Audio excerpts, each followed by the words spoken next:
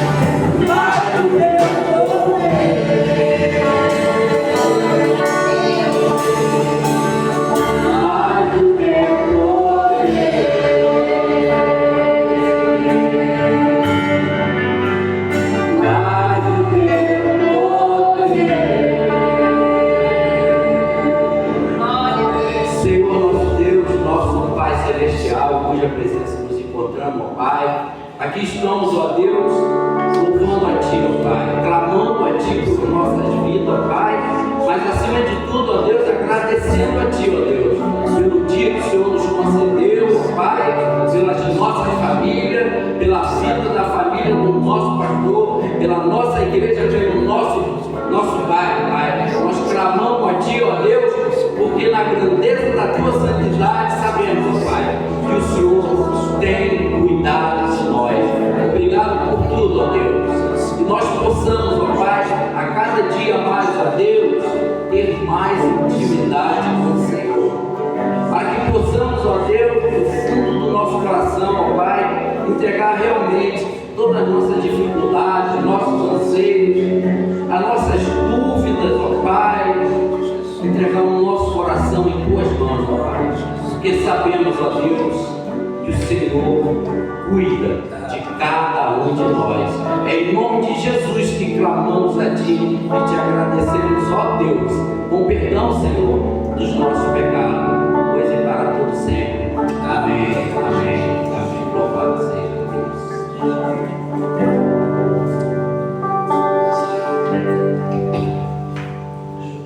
Irmã Rose, ela é a mensageira do Senhor hoje, as nossas vidas, os nossos corações.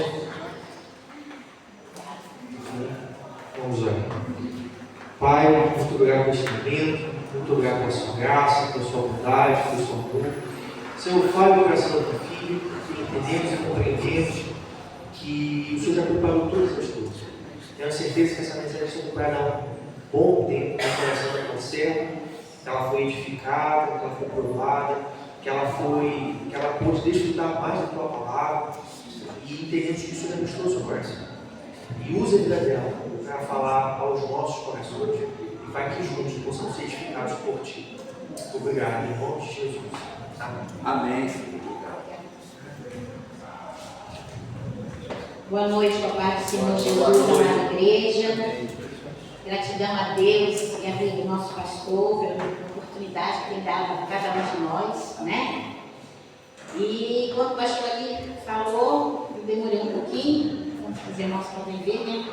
Estou diferente, me sentindo diferente, muito feliz desde que eu falei, oh meu amor, que rápido.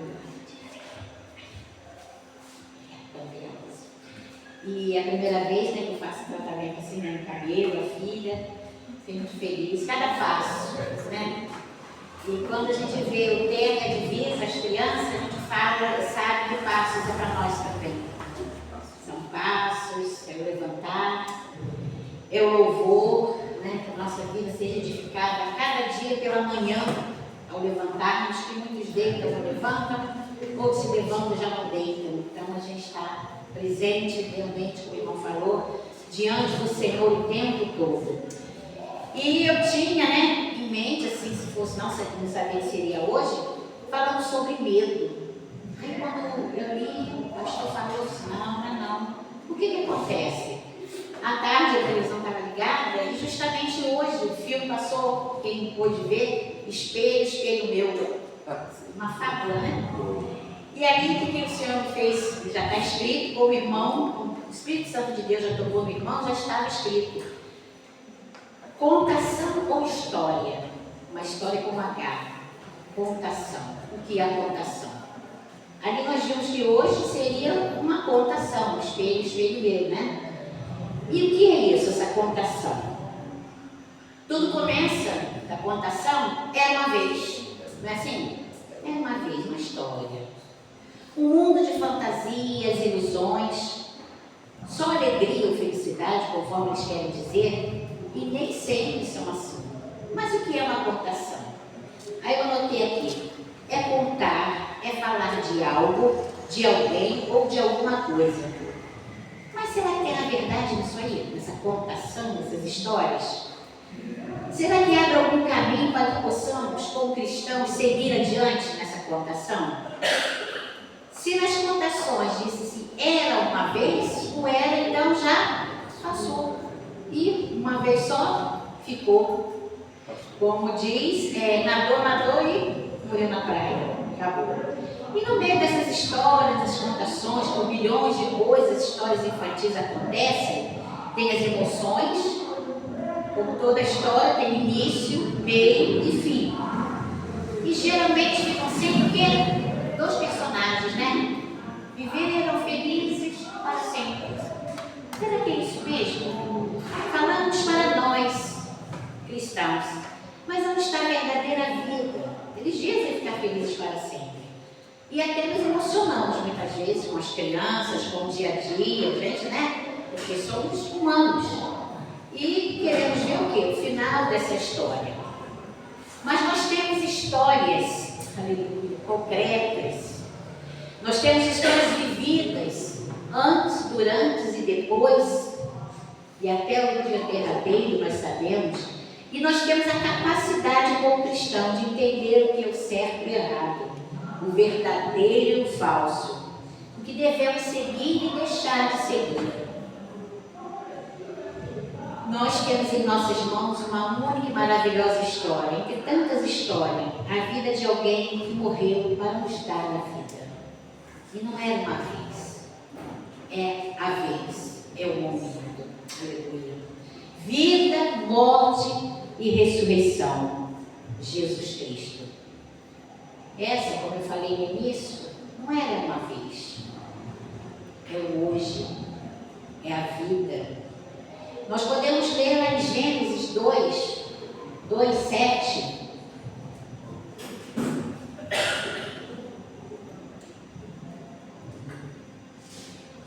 E formou o Senhor Deus o homem do pó da terra, e soprou suas narinas o fôlego da vida, e o homem foi feito a alma vivente. Olha que maravilha! Então nós podemos, com essas histórias que eles falam de fora, contarmos uma verdadeira história, como tudo começou, né? Uma lição de vida para mesmo aqueles que não creem, mas passarem isso. Esse é o id de nós, né, cristãos, para cada um. Pessoas que nos rodeiam, pessoas sedentas, nossas famílias e até pessoas distantes de nós, podemos dar, né, usar e falar alguma coisa, porque estão sedentos da verdadeira palavra. E eles veem que o nosso modo de vida, as nossas ações. Então, era uma vez, já faz mais parte de nossas vidas, não é isso mesmo? Porque nós temos o quê? Uma vida diária. Uma vida diária de oração. Uma vida diária contemplando a palavra. Uma vida diária falando com Cristo, ouvindo a voz dele. Que é isso que fazemos quando viemos aqui. Estamos aqui para ouvir a voz do Senhor. Como o irmão falou há pouco, não é a irmã Rose, mas o Senhor transmitiu a irmã Rose para falar com os irmãos. O pastor, o louvor, cada um, o Senhor trabalha de uma maneira extraordinária, linda. Quando você se põe um momento ali para falar com o Senhor, o que eu devo escrever, o que eu devo falar, o que eu devo ornamentar, até as ornamentações, todos se agradam. Por quê? Porque é para o Senhor. E nós somos o quê? As almas viventes também aqui na terra, para trabalhar para o Senhor. E o mais importante disso tudo é esse significado que nós temos, ó. O era uma vez não tem mais significado, sabe por quê? Porque nós temos uma genealogia, nós temos identidade, nós temos um Pai Criador, que todas as coisas são por Ele, para Ele, voltadas a Ele. Então essas fábulas, esses contos, né, que no fundo, se formos observar bem cada história, são tiradas da Bíblia. No fundo, nas suas maiorias, são tiradas da Bíblia. Às vezes até trago algumas reflexões, né, que são de fundo bíblico. E muitos se iludem com isso. Mas existem crentes que também se iludem com essas histórias. Acham normal. E no fundo também nós sabemos que existe algo demoníaco nessas histórias. Eles deturpam a história verdadeira. Eles deturpam a história real. E esse cuidado que nós cristãos devemos ter ao deixar nossas crianças, né? Hoje não tem tanta criança aqui, assistirem TV, livros que tem na escola, o que os professores estão passando, não é isso mesmo? O que eles estão aprendendo? Através do celular, da internet. E o que também escondem de nossas crianças. Né? Aqui nós depositamos, falamos, ensinamos, mas não na escola longe de nós. Então é preciso o quê? De vez em quando, repreender sim, com sabedoria, com amor, não é isso?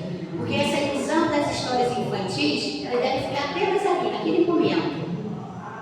Ouviu a professora, ouviu o contador de histórias que nós temos também nas escolas, mas sabendo que fazendo isso, seguindo os passos de Jesus.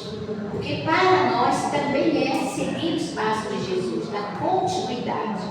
E nossas crianças precisam estar aqui. Eles seguem a nós, não é isso? O pequenino vai vendo o quê? O jeito dos pais, a caminhada dos pais. Então nós seguimos a Cristo, nossas crianças também seguem a cada um de nós com Cristo. E isso também é priorizar a palavra de Deus, priorizar a verdadeira história, que muitas vezes não são contadas lá fora, e nós sabemos. Isso também é uma palavra-chave, que é dar limites às nossas crianças.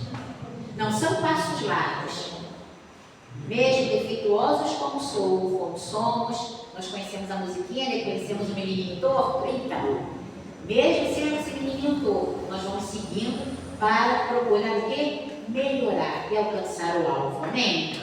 Então essa contação de história envolve o quê? Improvisa, embeleza aquela história, faz, né? Era uma vez, mas para nós cristãos, na verdade, né? Já não atrai mais, porque nós conhecemos as histórias.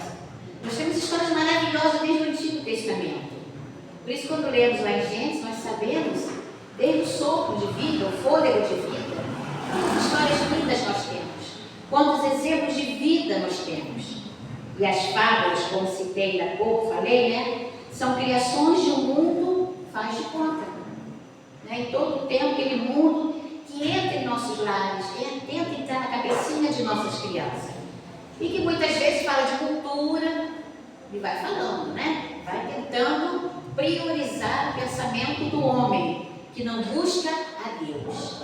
Esse é o cuidado que nós devemos ter, porque não tira totalmente da visão, mas vai o quê?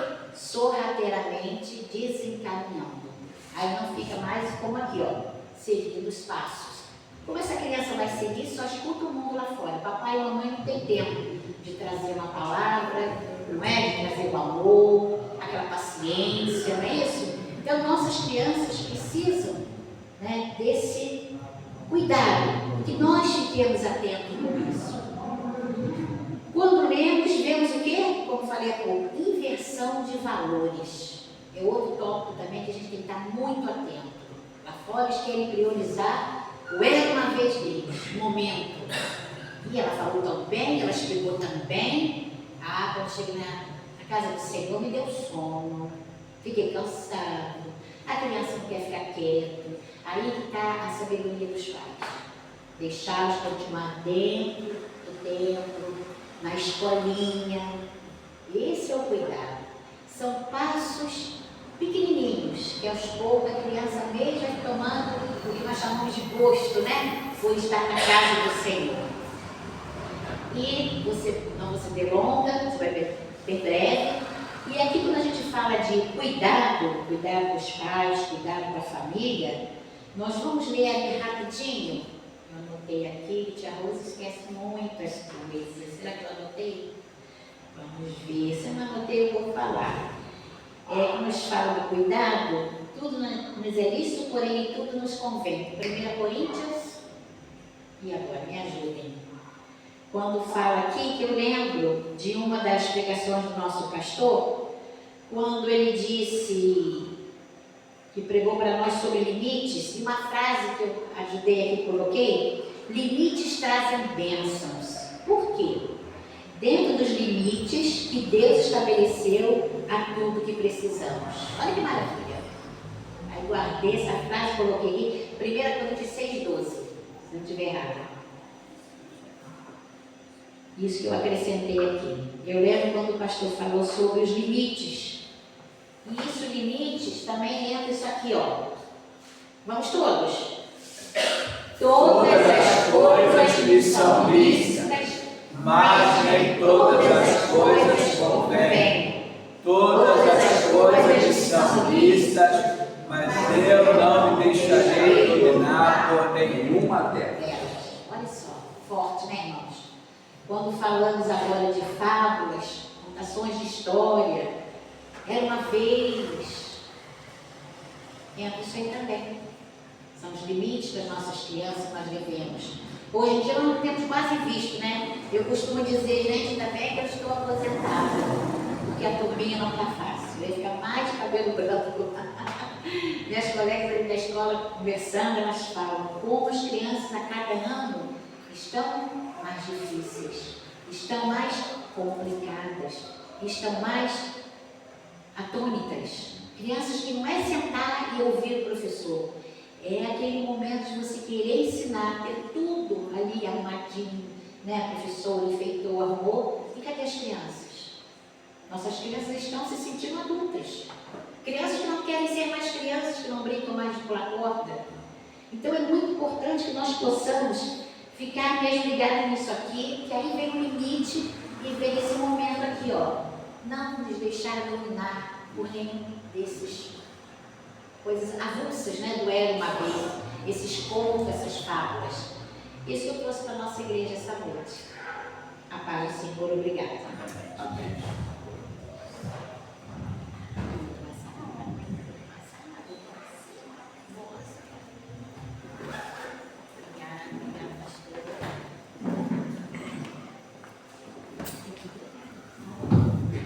Amém. Obrigado, tá, minha irmã? Deus continue nos abençoando, chegando cada vez mais e edificando a nossa igreja. Antes de chamar o nosso pastor por oração, a irmã Renata nos fez lembrar da reunião dos homens, às 5h30. Os homens e as mulheres têm se reunido semana, os homens toda semana são as mulheres, para que juntos a gente possa estar abençoando cada vez mais a nossa igreja. E o mês dos homens vai ser o mês que vem, mês de novembro, temos nos movimentado aí, tem visto lá com a Renata algumas questões. E se Deus quiser, domingo agora, vamos ter essa reunião às 5h30, Renata? 5h30 da tarde. E não só os homens em si, mas os jovens também são homens. Então, se vocês quiserem estar aí com a gente também, vai ser bênção, porque toda a força é necessária, né? Para a glória do Senhor. Pastor, por favor.